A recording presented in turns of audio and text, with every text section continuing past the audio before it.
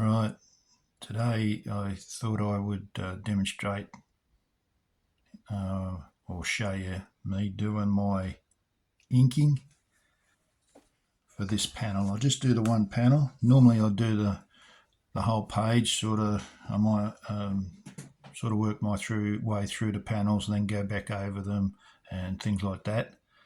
But for this one I'm just going to do everything for that middle panel there, and let's see how we go with that. First thing I normally do is do the lettering. Generally that's what I do, I think. And then I would rule in the panels. Now I use this bit of equipment to rule my panels usually. It's a straight liner, I guess. I don't know what you call it really, but I find that's the best thing. That's the thing I like to use. Gives me a nice dense line. So I roll this over so I've got the back of the edge of the ruler raised up. Dip into a little bit of ink, generally about that much. You put too much in and it'll blob out, so you just got to be wary of that. As you can see, that gives a beautiful consistent line. And then down the bottom, and normally I'd do the whole page, all the panels, but I'm just going to, for this demonstration, I'll just do the one panel.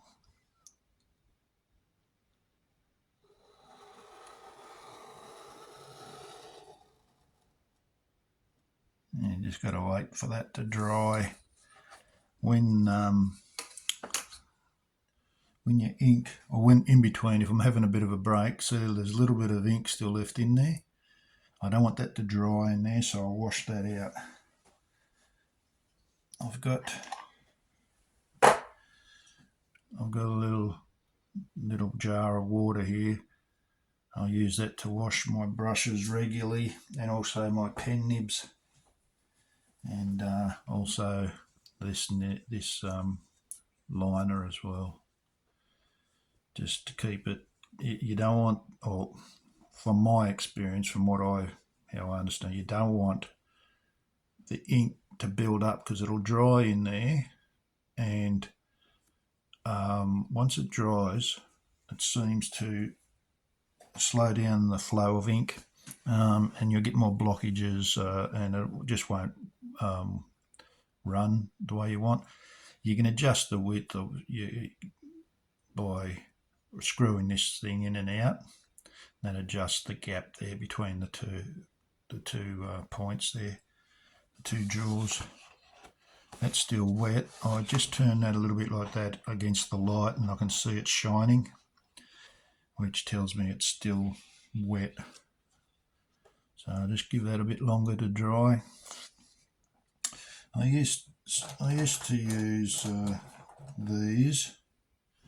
I use these for the ellipses. This is a 0.8. They don't come any bigger than 0.8. I wish they had a 1.0. This is 0.8, but I'd like a little bit bigger than that. But anyway, they don't. And this, from lots of perpendicular line work, gets a flat tip on the end, and you don't get that dense. That's really good, consistent line. Sometimes I notice with those you get little inconsistencies in the line, so that's why I prefer to use this liner. Really nice. Let me have a look. that line nice and crisp, consistent. Yep. Alright, so that's dry now. I just turn that against the light. I can't see any shine, so that means it's dry. Alright, now, as I said, normally I'd do the whole page, but for today, for this little video, I'll just do this one panel. Now when you dip your in the well, you get ink all around it, as you can see there. So I don't want any ink on my ruler, so I just wipe that flat bit there that I run along the ruler. I just wipe that on a cloth gently, just to get rid of that, just so there's no ink there that'll rub off onto the ruler. I want to keep my ruler clean.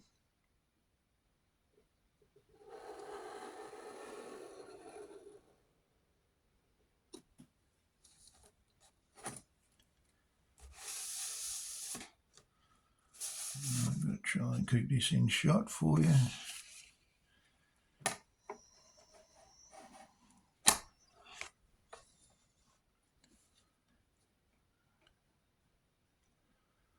Alright, still got enough ink in there. I don't have to dip it again.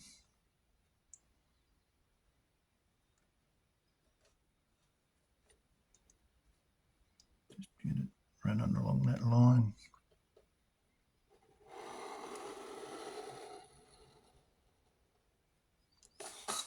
Lovely.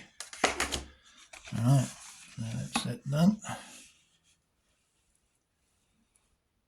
Keep that in the camera shot. Give that a bit of a time to dry. Now I'll wash that out, so there's still a little bit of ink in there. I'll just wash that out in the jar. Then I've got an old hanky here. I'll just dry that out, and I just crease it up and run it up the inside to get the ink. No residue inside there, because that'll slow down the ink, restrict it from when I'm using it later on. So make sure all that's clean. So that's the lines done. Now I've got blam blam there, but I don't want to have that here. I'll put that up higher. Blam blam. I can do the lettering now. For this, I'm going to use this calligraphy pen. It's a number 2. They only come in 2 and 1. I wish they had a 1.5 and a 2.5, but anyway, they only come in round figures. So I'll use that for blam blam. I'll just make sure that's not going to, looks like that line is dry already. Now I'll put that blam up here.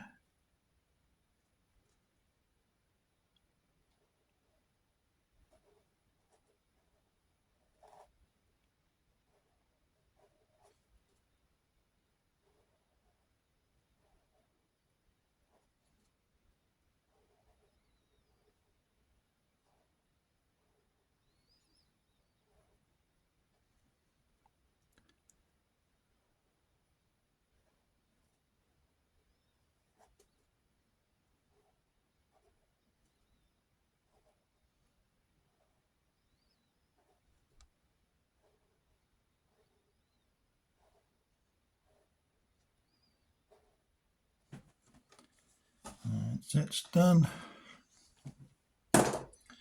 Now, what I'll do, I might just rub that blam blam out because it's a bit distracting. I may put a line in there with bullets flying, or I might not. Anyway, what I'll use now, use my brush, and the brush I'm going to use is this brush pen. I've just got to, because I'm going to use that, I'm going to put the lid on my ink well, because I don't want that evaporating. It gets too thick and then it won't come off the nib when I want to use a pen. This has got a nice, beautiful fine print, point on it, so it makes it quite useful. You can do a lot of work with this.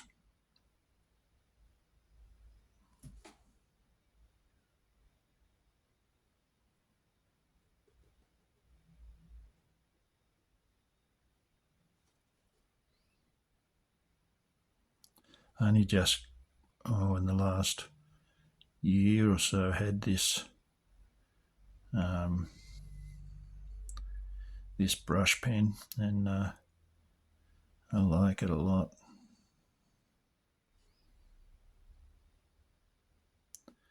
Tried all sorts of brushes over the years.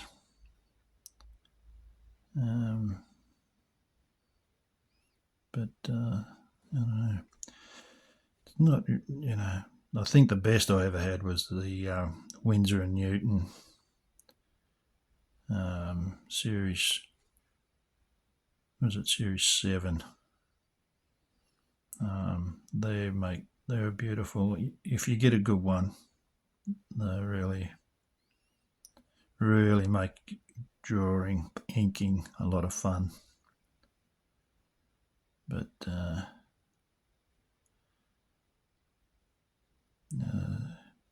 Tim McEwen put me onto a Chinese calligraphy brush, which was quite good, although it split after a while. I've got it there now. I was just looking at it the other day and was going to do some inking. It only did a couple of lines before it split again, so I might be able to show you that one. He uses that one and he's pretty happy with it, and I was happy when he first put me onto it, but it's just not quite keeping its point for me. They're not very expensive. You might buy a new one every comic or every 20 pages, I don't know.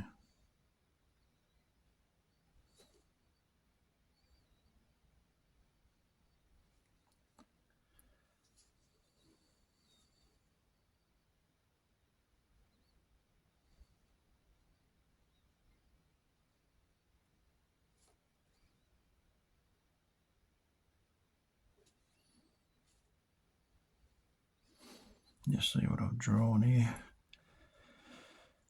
Right. Let's do this front leg first, just so I've got my bearings of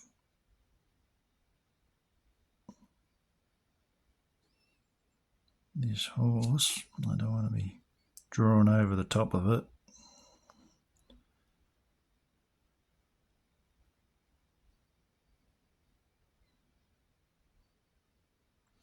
Because I draw my pencil lines fairly loose, sometimes I don't follow them exactly, and I make adjustments to the drawing as I go. As I ink, I sort of change things. See this bit here, I'm just sort of making up as I go along, because I didn't draw it very sharply, very tightly.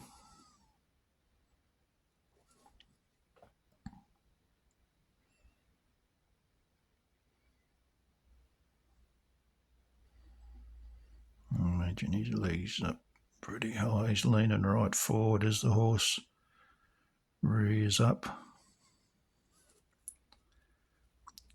He's leaning. It's a pretty good pose, that one, actually.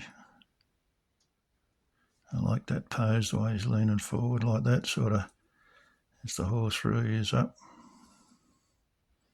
I would have got some reference from somewhere for that horse rearing up. I don't know where that came from, but that's just I think that's a fairly good reaction. The horse would rear up, and as it gets a fright,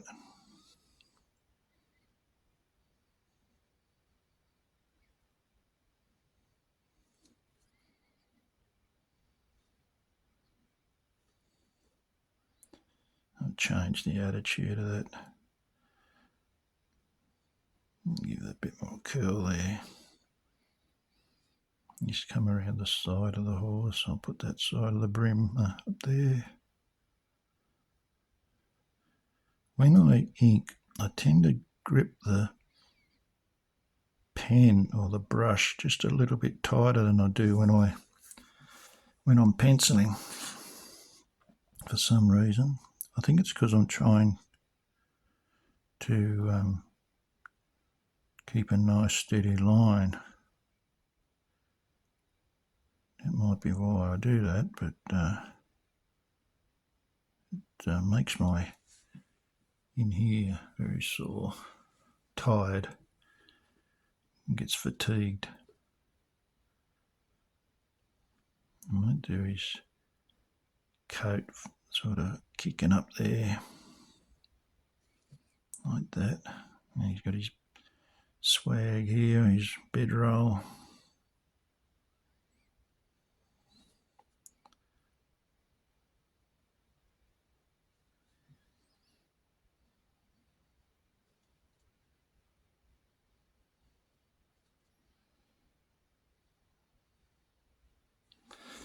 There we go.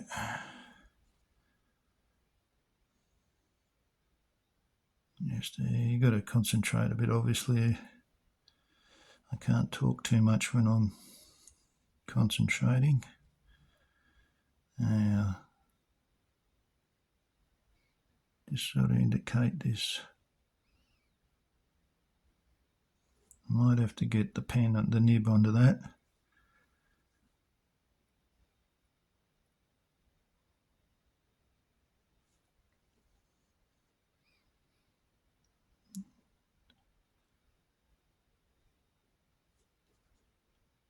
Yeah.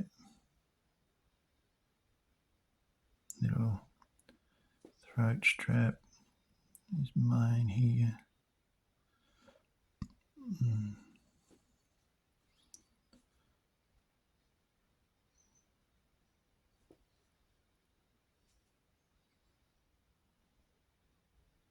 Now that's the western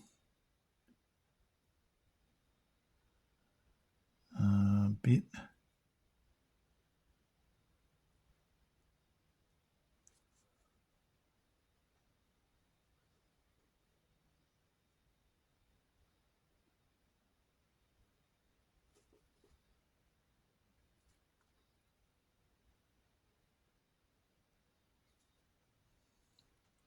I'll do that line of the bridle, that cheek strap with the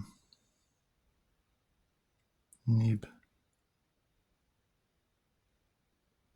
See how fine a line you can get with that. See that tiny little tip? There's a little fine thread there that just leaves that nice, fine line.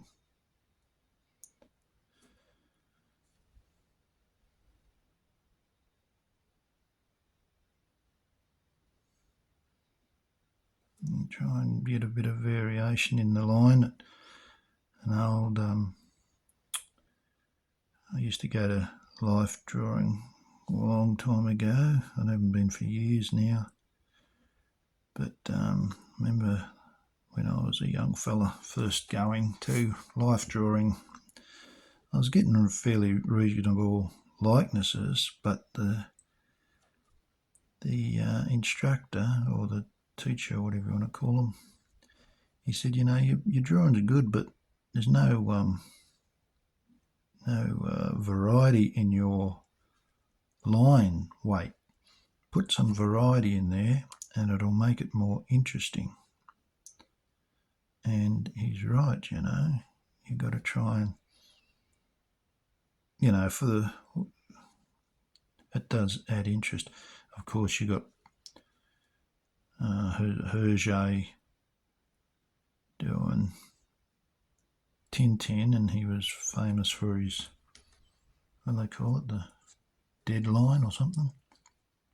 A line that didn't vary, it's just always the same weight. So I guess just as long as Anyway, that's the way my style's developed now. I like to have a cursive and a bit of variety in the line weight.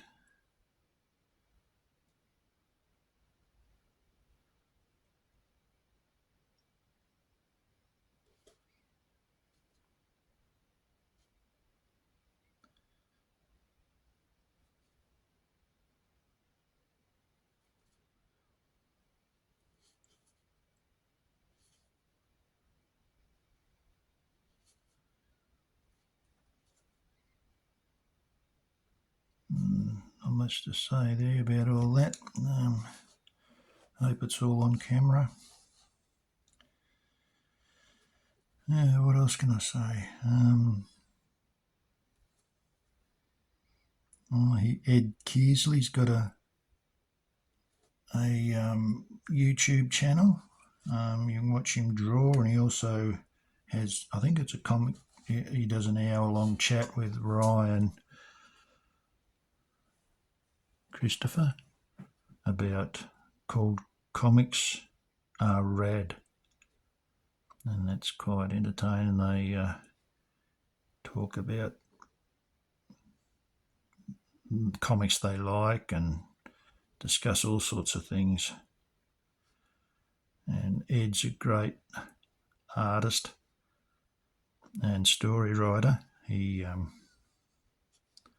He's got his own series of comics, and he gets on another thing he does is with Shane Siddle of ComX. They have live draws and stuff. They team up, and Ed draws while Sis entertains with his witty repertoire. So that's worth going over. It's called, Ed's site is Ed Kearsley Art, I think. EDKEARSLEY.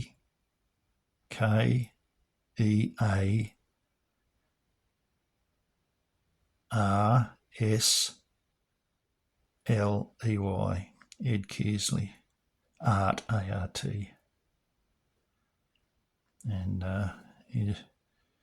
Ed loves his comics.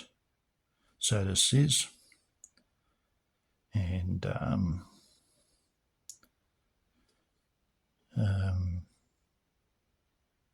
Ed does a comic called, what's he working on? Radical, from memory. And it's all about martial arts fighting.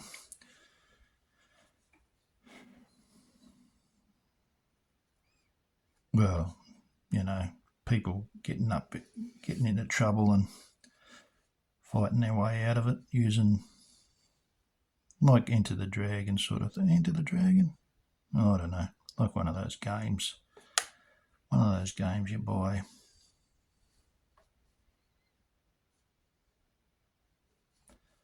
Another fella with a good podcast is, although he hasn't done anything for a while, is Spedsy, Rob Lyle, who's got Psycho Janitor is his publication, and he's got some very entertaining videos on his website, YouTube site.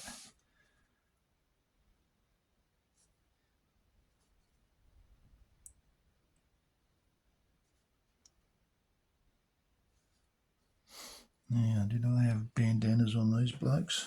Can't remember. No, they don't.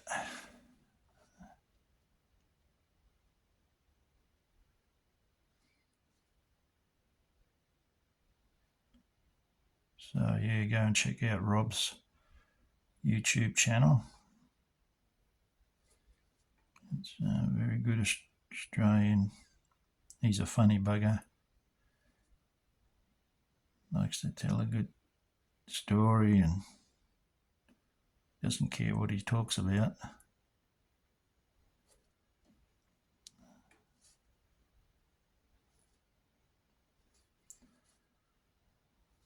Alright, okay.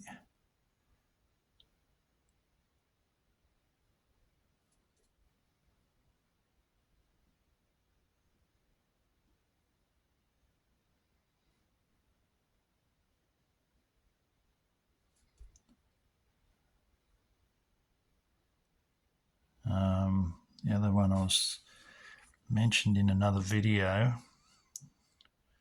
was Gary Challoner and Tim McEwen doing their chats. I couldn't remember the proper title of the YouTube channel, but I have since remembered it. It's called Club Domingo. I thought it was called Cyclone Comics, but it's Club Domingo. And they get on there I think they might be every Tuesday. I always seem to miss it because it's I think they pre-record it. A bit like how I do this, I pre-record. And then Gary edits it.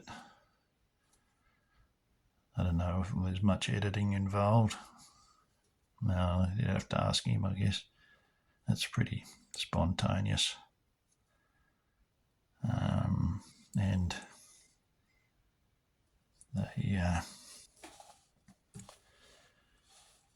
they sort of just chat about what they've been doing. Tim's the artist for Greener Pastures, as a lot of people know. Some people may not know, but they're in the process of turning that into a movie. They've been some big production, so that's pretty good. So they'll talk about that.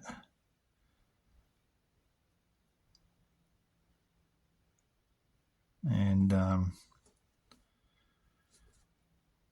other things, but talk about conventions they've been to, and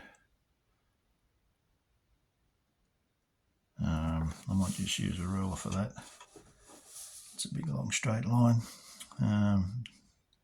Conventions they've been to, like I think the last one, Tim was saying he went to Comic Gong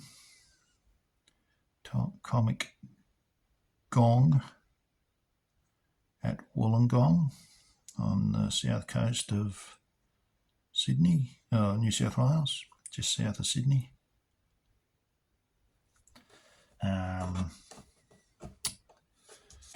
Apparently that event's getting bigger and bigger. They used to have it at Wollongong, but now they have it down at Dapto. They have a bigger venue, I guess.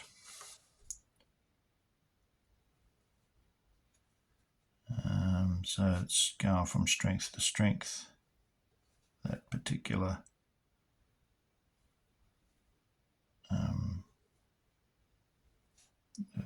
comic convention.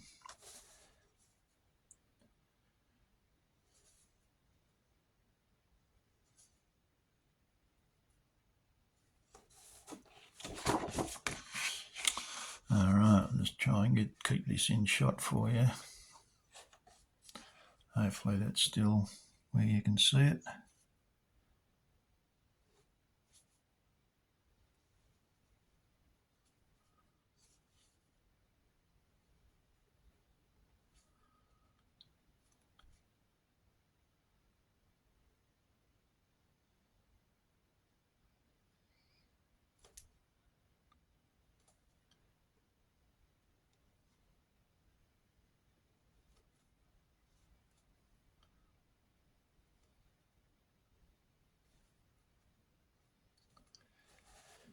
Yeah, I need Sizzle to come and do some chat for me.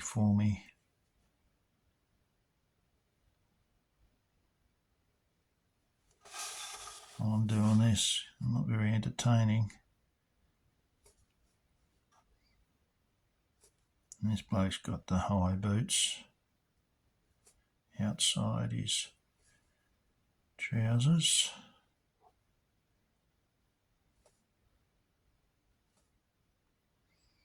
A lot of this stuff I just sort of make up. It's a lot easier if you draw it beforehand, of course, but times I'm just in a bit of a hurry or something.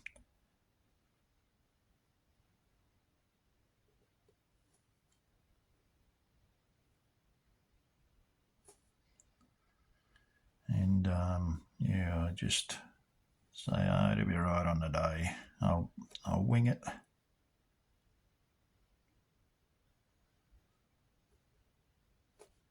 There's a few lines there. I'm pretty much winging that one too, the spurs.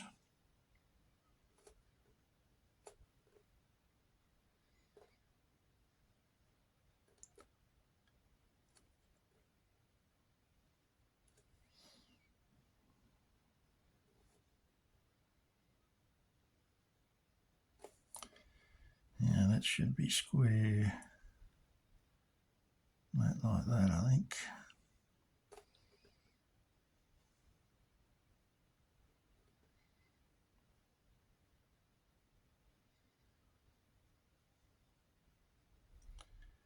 Black that in.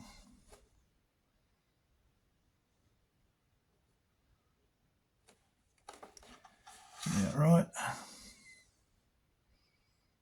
And that's the holster going down there.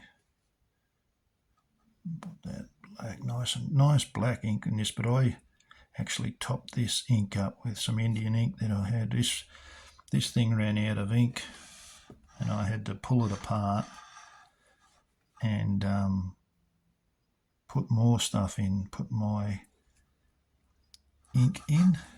That was an adventure, very messy.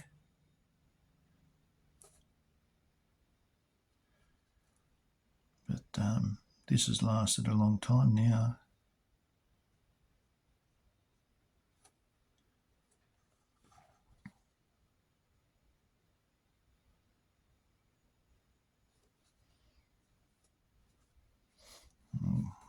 Got one loop going that way and one going that way, because this leg's coming to this way and the other's sort of going more flat or more away.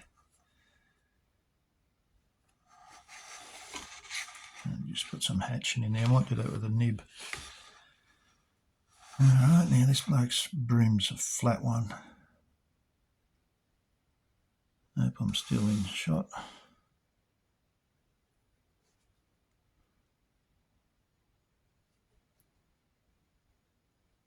Maybe like that.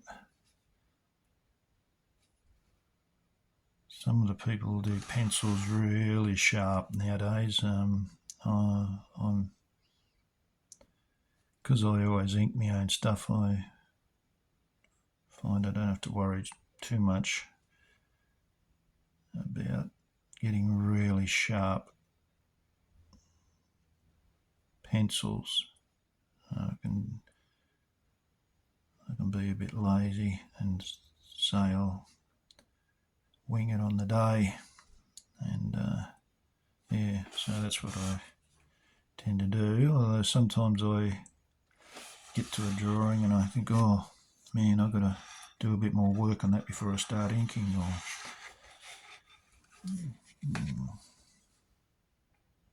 this bloke's hair's flying because he's been shot.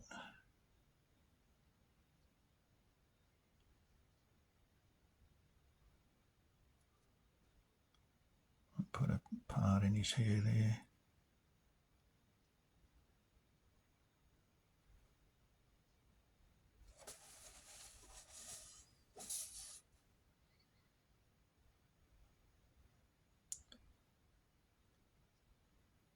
these are rough and ready blokes, so their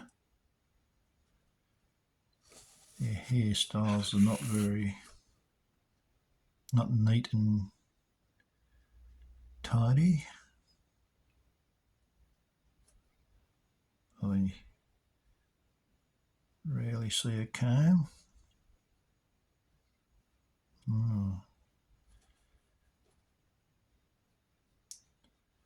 When I was a kid, I had to make sure I combed my hair before I went to school. Mum would check.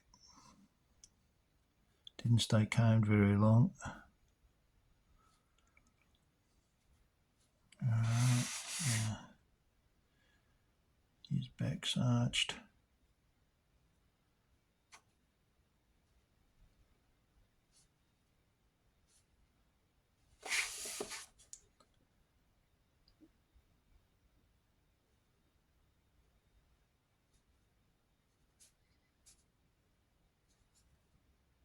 A bit of black there, that'll push that away.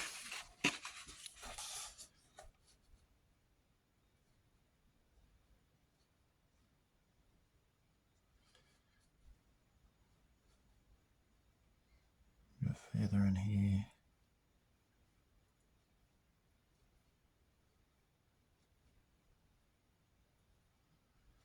Yeah.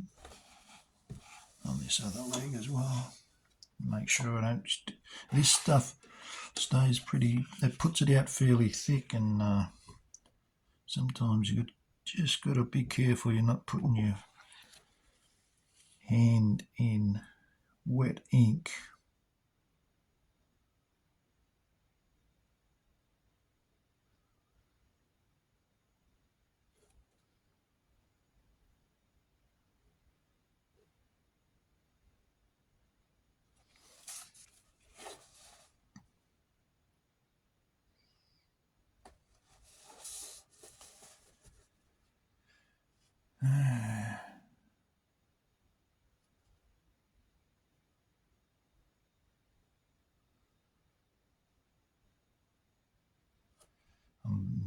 I used to be pretty rough and careless with my feathering and inking and shading, but it pays if you just take your time and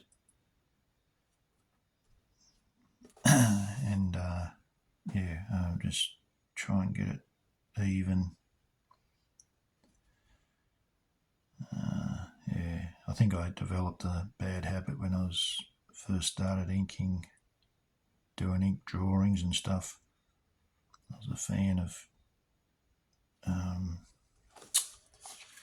Norman Lindsay. Was my first favourite inker, and of course he's the old style from the early 1900s. He was mostly pen and very proficient with his line work and that with a pen. And well, I wasn't nowhere near like that, but I thought it was okay to do it like that because I don't know, I guess just looking at his ink work, you think, oh, he's done that. It's just makes it look so easy. Although I never saw him actually drawing in any film or anything. There's got to be a black in here. I just looking at his pen work, it just looks like just makes it look like it must have been like breathing for him. Easy.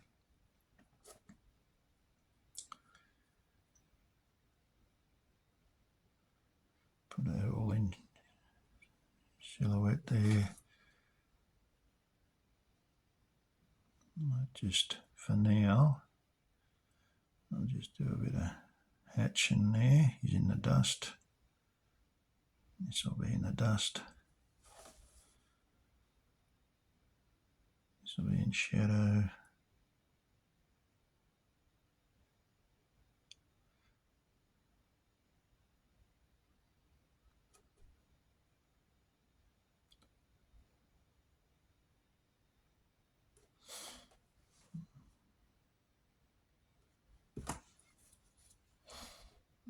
Put a little bit there.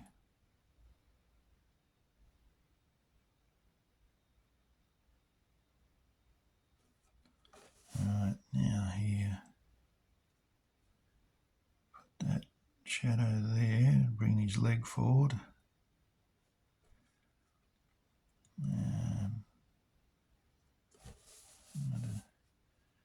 She'll be in shadow. That'll bring that hoof, that leg forward.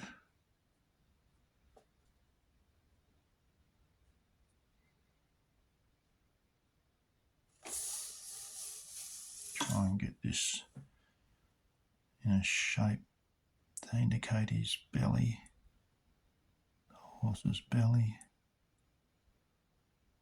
being round.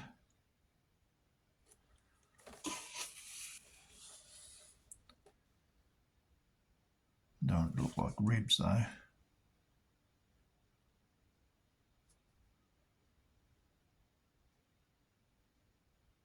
might actually make that solid.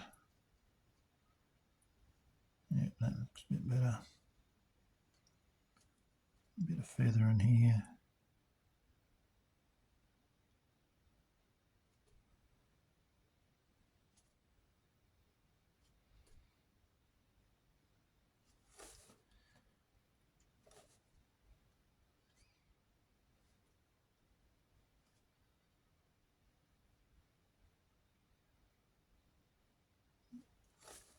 Alright, okay.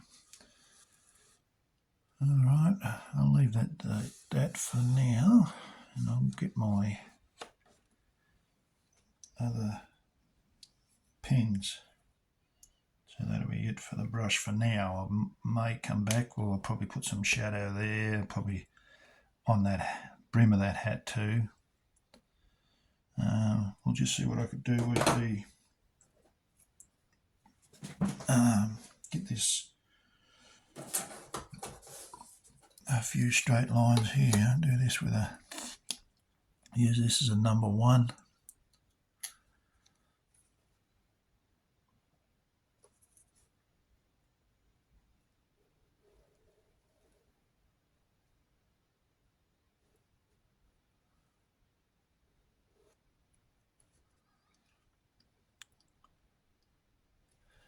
Now I didn't grab any reference for this rifle. I probably should have.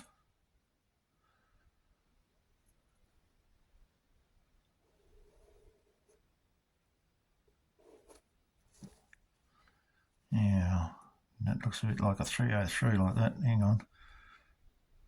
Put the hammer there. Here's the back sights here. And the front sights here.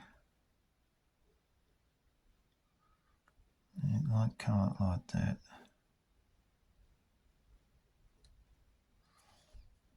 This one.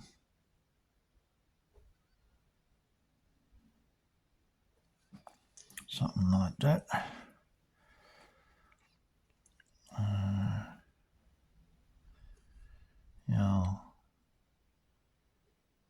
Used to have my dear old dad had a Winchester lever action, a bit like this. But don't have it anymore. Was like I can't use that as a model. Yeah, I'll just make stuff up. I can't remember how it went now. Used to load it from the other side. There's probably all there was to it. Put something here to make it interesting. Looks a bit too I don't know. Looks like I need something there.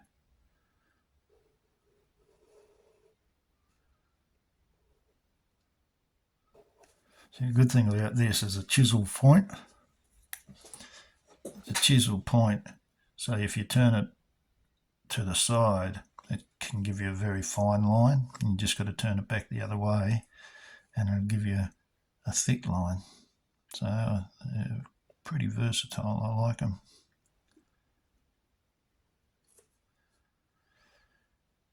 What do we do here? This should be probably some sort of plate here.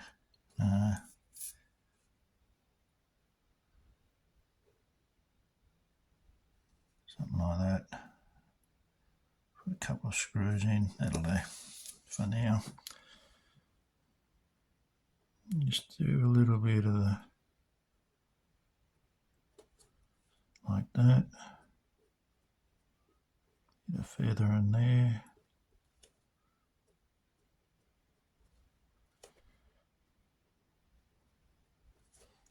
Now I dropped the bloody lid on the floor, so I've got to pick that up or it'll dry out on me. Where'd it go?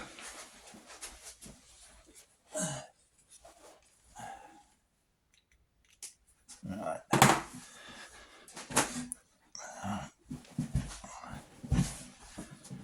Alright.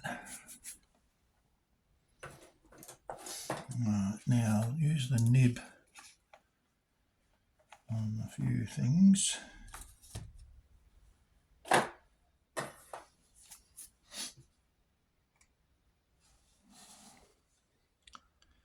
There's eyes. Can't see much of them. He's got a whiskers and he's got a mow, hasn't he? I'll try and get that mow in there. He hasn't really got a beard, he's just got stubble. So I'll make that a bit smaller. I'll make this in shadow.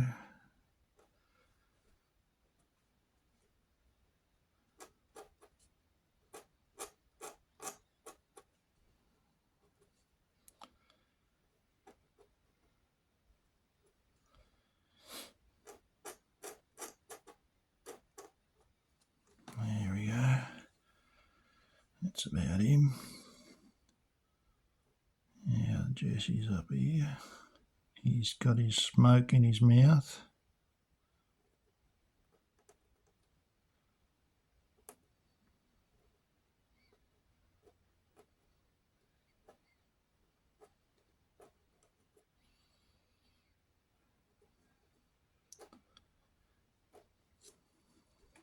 Now, we got a trigger guard on that. He's got his fingers wrapped around there. Just indicate them. Enough to indicate them. Yeah, that's the chamber. We'll drop the curve there.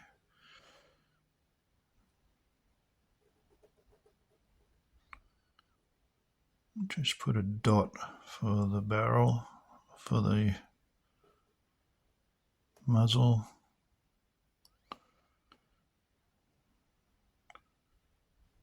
And that's good, it's not too bad. Just put the hammer there. Alright, now just a couple of lines here. That's his knee there.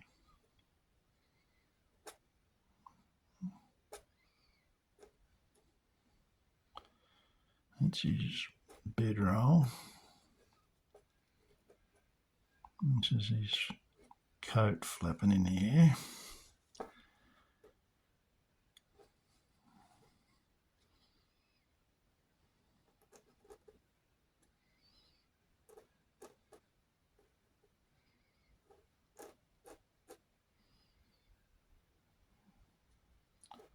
What's the stirrup?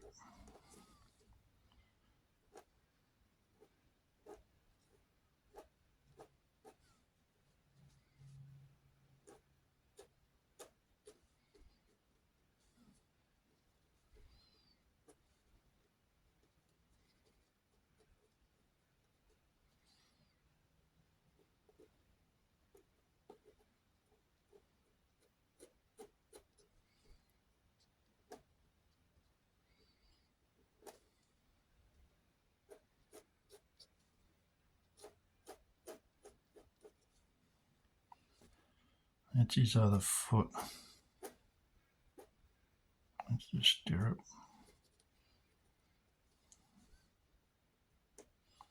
Might make that silhouette. Just dust.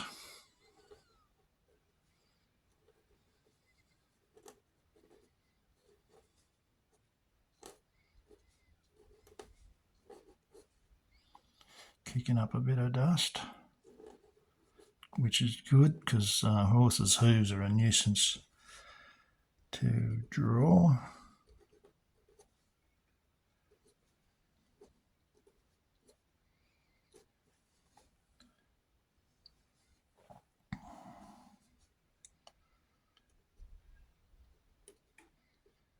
You gotta be careful. Sometimes I try and put in too much detail and it doesn't help the drawing at all.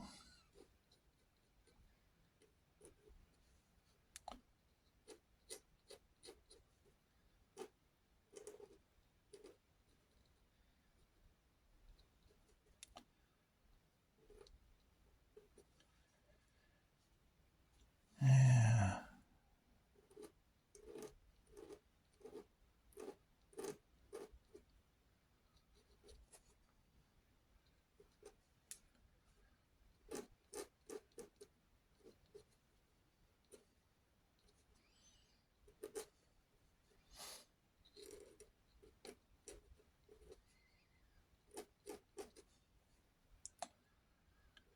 Just playing around now, just getting some shape to these, to the clothes, to the limbs.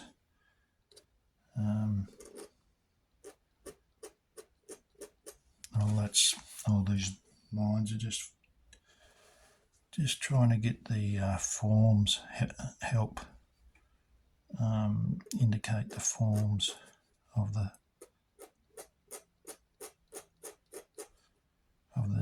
figures. Now, I'm going to put this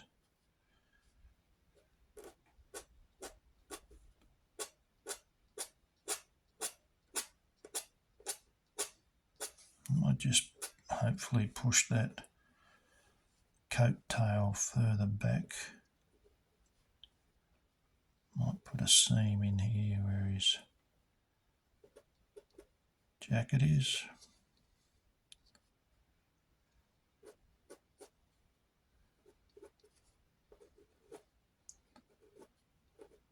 These lines indicate the collar and that of his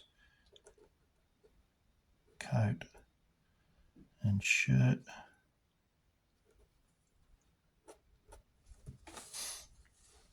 I'll do some shading on that face too.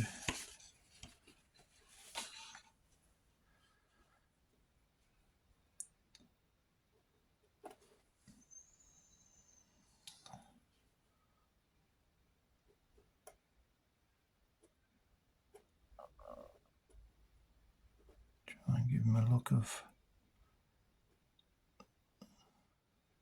I don't know, sorrow, I guess you'd call it.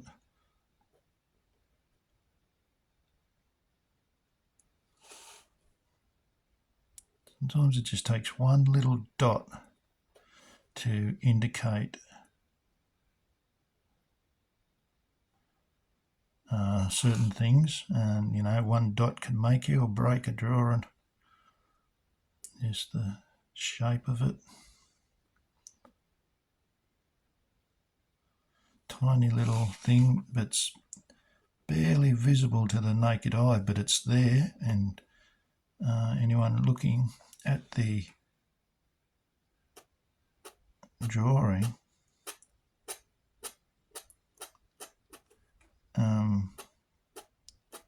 even subconsciously will notice it, and it just changes the whole look of the image that you're trying to the story you're trying to tell in that with that drawing. So it only takes one little dot. It's not quite in the right spot, and you're struggling to get the picture right.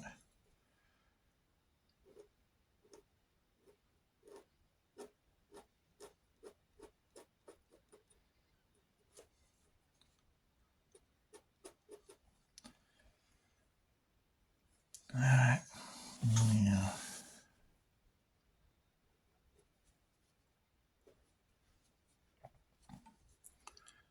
just put some shadow on that sweatband in there.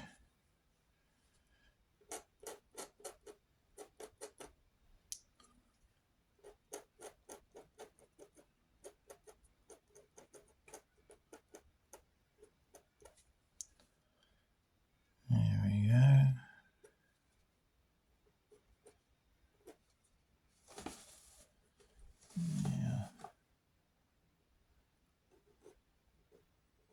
Just to indicate that he's got a shirt on under there. I might hatch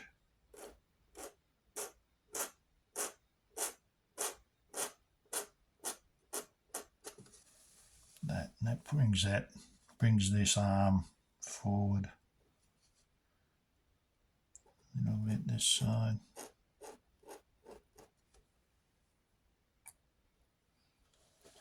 And some going down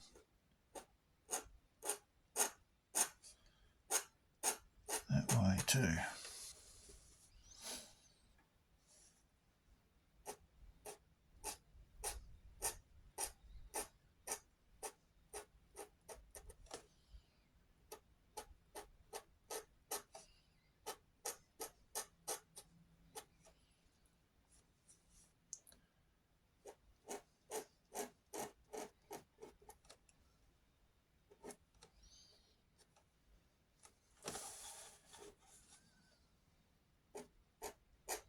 I hope that's in. Well, that's been in camera.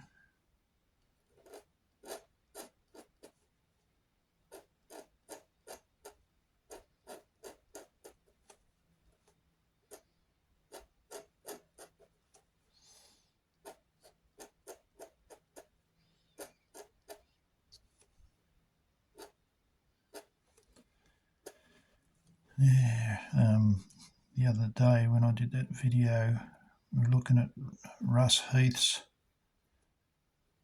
inks. They were just, his hatching was just so regular, so perfect. Like I said then, it's almost too perfect. You sort of, I don't know, I don't mind a little bit. Things aren't perfect. I think it's hard to explain, but don't have to be perfect, I don't think. You know, it's very clever, of course. You know, it's like people who do photorealism paintings and stuff. Very, very clever, but it doesn't appeal to me. And I don't want to work like that myself. I'd rather, I like impressionist painters, and I suppose inkers as well. I like a bit of, I don't know, not too tight.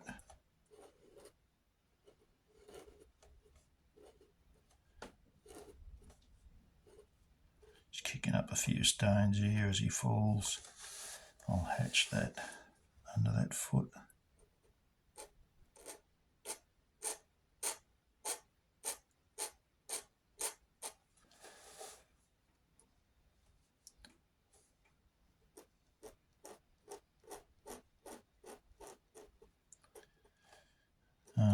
Brian Boland is the same. He's just too bloody good, you know, too perfect.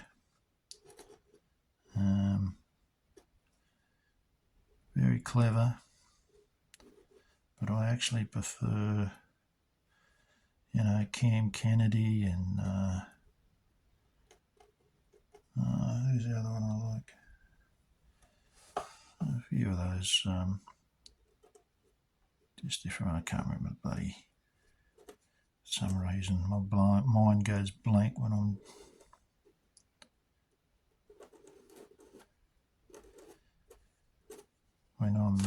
drawing and that for some reason. Oh, I guess it's because I'm concentrating. Yeah, just throw some bits of grit here flying through the air, random. Try not to make it too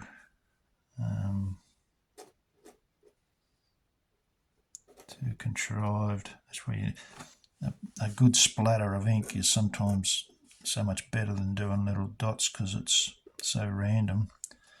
You can, when I do these, sometimes they look, oh, hang on, that looks like a bit of a pattern or something. Hey, there's a face. You gotta change it, make it.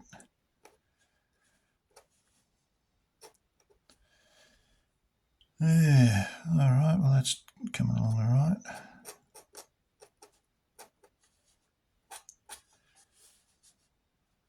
I might put some hatching on this hat.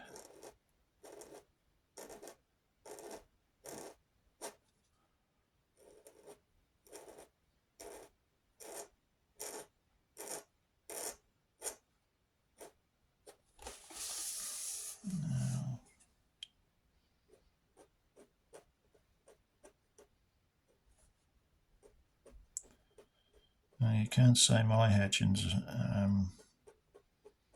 too uniform and perfect. Far from it.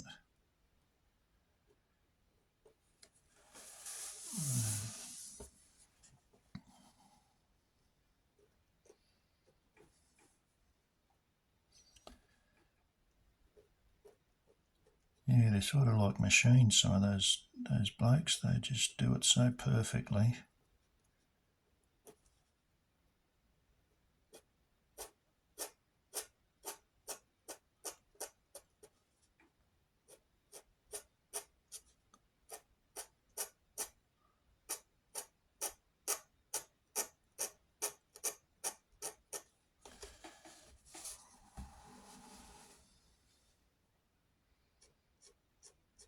There we go. Sort of like a black hat.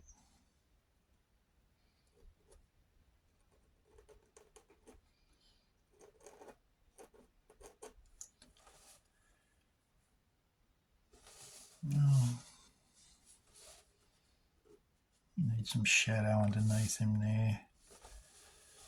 Might do that with the brush in a second.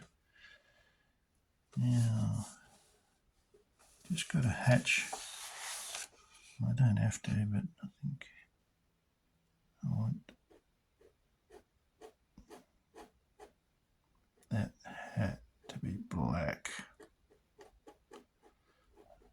I decided to make Jesse's, the hero's hat, black, so it'll always stand out. You know, when on page, usually your eyes are drawn to the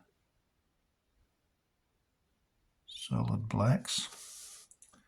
So if I've got him with a black hat on, the reader should automatically go to where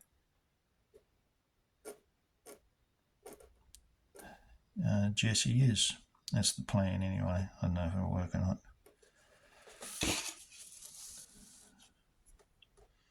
Alright, okay, that's about it for that. Alright, I'll get the brush out again and put some shadow down here. And actually I might, this up here, this wood stock on this rifle, I just want to hatch that so I can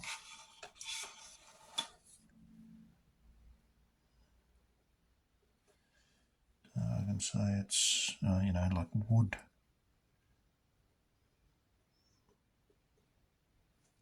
Sometimes the ink doesn't want to flow out.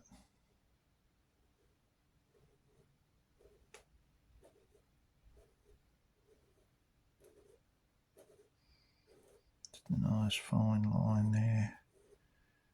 Give it some shade, bit of tone.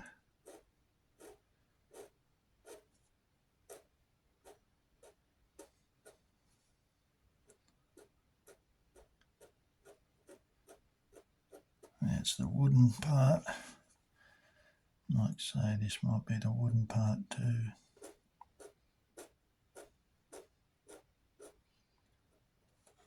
Right.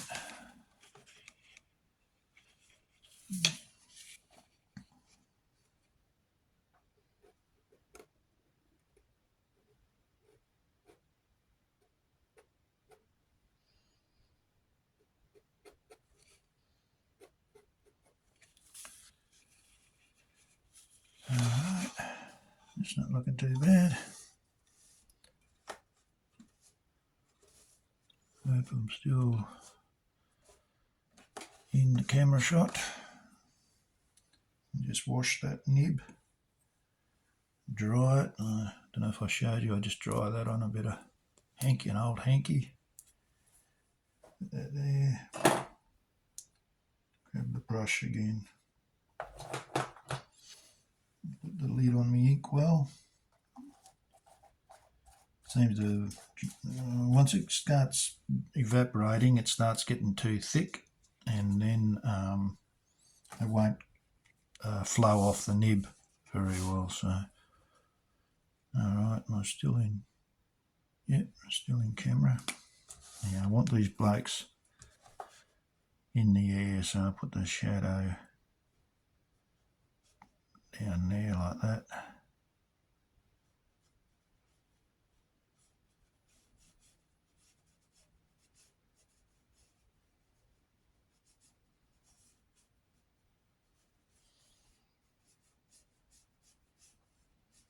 Bit of dry brush there.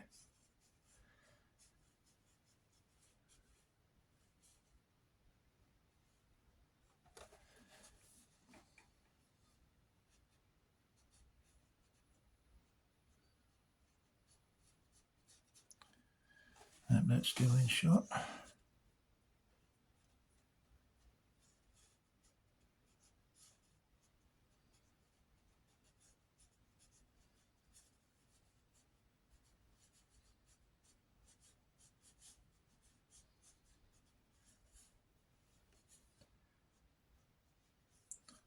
Few rocks and things here.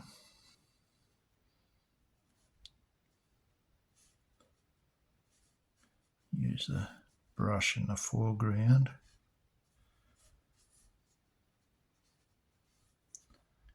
Because it's a bit darker, and in the background over here, if I do any over there, I'll use the nib finer line.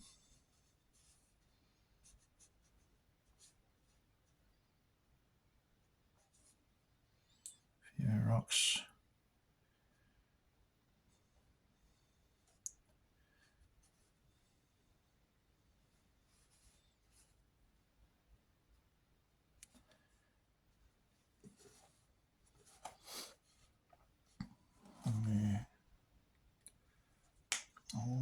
Where's the little one? I'll use this one just to do some small stuff over here.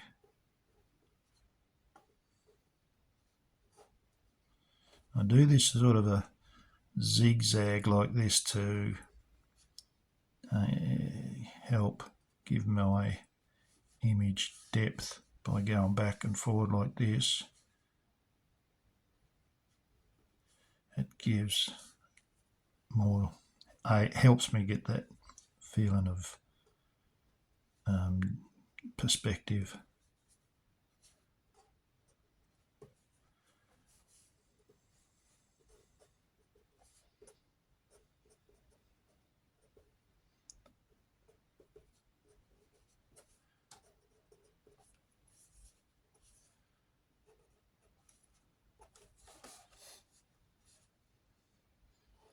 Now what I do is I do, what I've done here, and then I'll put it aside and work on another page, because this would be normally I'd do the whole page, and then I'd come back and just go over this, have a look and see bits I've missed or things that need fixing. Give my eyes a rest from it for a while, and then come back and make any additions and changes that I need to do. Still not sure whether I'll do a rule of line for bullets flying. I might just do a circle type thing there. Well, that's what I normally do. Might use a template, try a template. You've got to sort of, well, this is what I do anyway. I'll show you what I do. Just got to put a line where the bullet is, where it'll be travelling.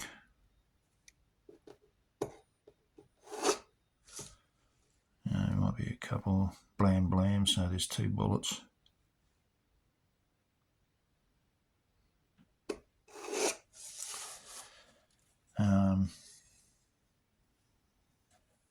And using that ellipse.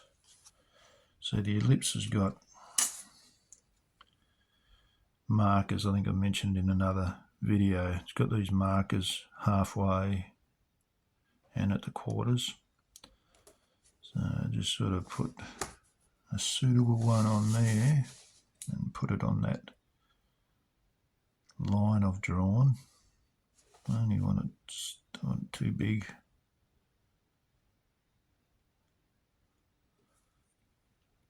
That's too big, I think. Yeah, it might be better. And just see how that looks.